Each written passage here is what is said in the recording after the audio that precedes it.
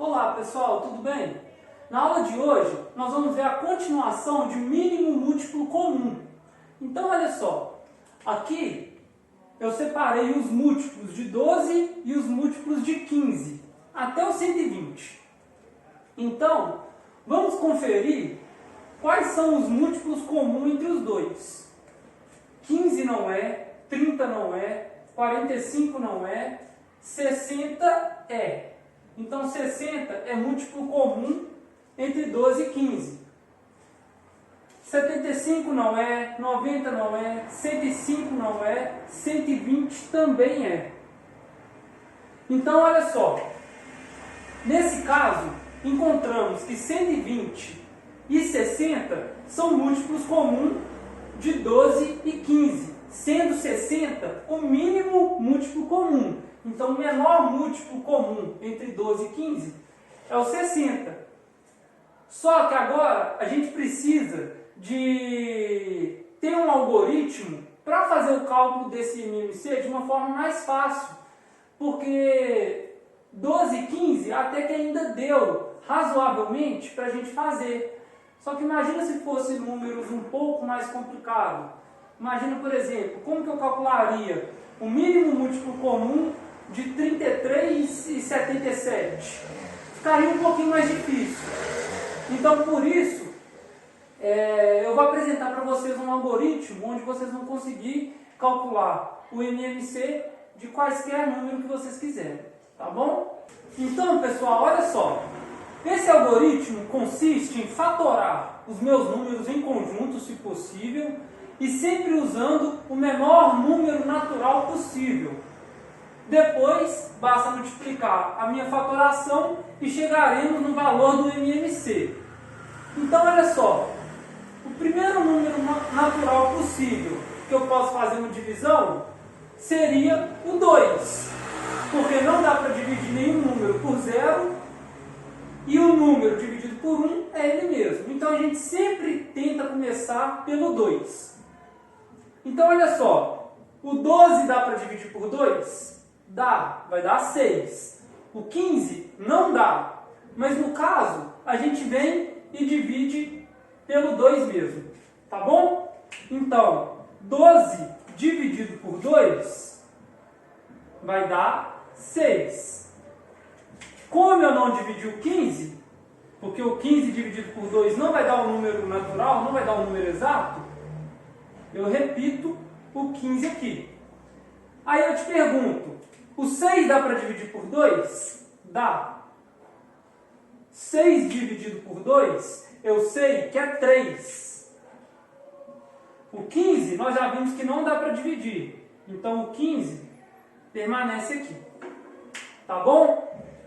O 3 dá para dividir por 2? Não dá. E o 15 nós já vimos também que não. Então, a gente tenta dividir pelo próximo número. O próximo número natural seria o 3. O 3 eu consigo dividir por 3? Consigo. E o 15 eu consigo? Também consigo. Então, dividindo os dois números por 3, o primeiro chega no 1, que é o número que eu quero, e o segundo, 15 dividido por 3, vai dar 5. Tá bom? Agora, eu tento dividir por 3 de novo. Eu já cheguei no 1 aqui, então não preciso de me preocupar mais. O 5 eu consigo dividir por 3? Não. Poderia tentar por 4 também, não dá. Agora eu tento por 5. Então, 5 dividido por 5 eu consigo dividir. 5 dividido por 5 é igual a 1. Quando eu chego aqui com 1 e 1, é só eu multiplicar todos os números aqui da minha fatoração. Então, o meu número aqui que ficou fatorado, 2, 2, 3 e 5. Esse é o resultado da minha fatoração em conjunto, dos dois números. Nós já vimos no quadro passado que o MMC de 12 e 15 era 60. Então, esse resultado aqui tem que dar 60. Olha só, 2 vezes 2 é 4. 3 vezes 5 é 15. E 4 vezes 15 é igual a 60. Então eu achei que o MMC de 12 e 15 é igual a 60. E agora eu achei usando um algoritmo para isso. Tá bom? Vamos ver aí um outro exemplo. Então olha só, pessoal.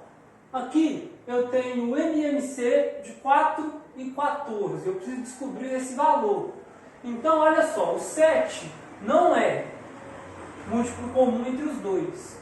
O 14 também não. O 21 também não. O 28, ele vai ser o primeiro múltiplo comum. Então, 28 é o menor múltiplo comum entre 4 e 14. E como que a gente faz isso? Pelo algoritmo. Então vamos lá. Tenta dividir pelo menor número natural possível. O 2. O 2 dá para dividir os dois números. 2 dividido por 4 é 2. 4 dividido por 2 é 2. 14 dividido por 2, 7. Vou tentar dividir por 2 de novo. Algum desses dois dá para dividir por 2? Dá. O 2 dá para dividir por 2. Então 2 dividido por 2 vai dar 1. 7 dividido por 2 não tem como, então eu repito.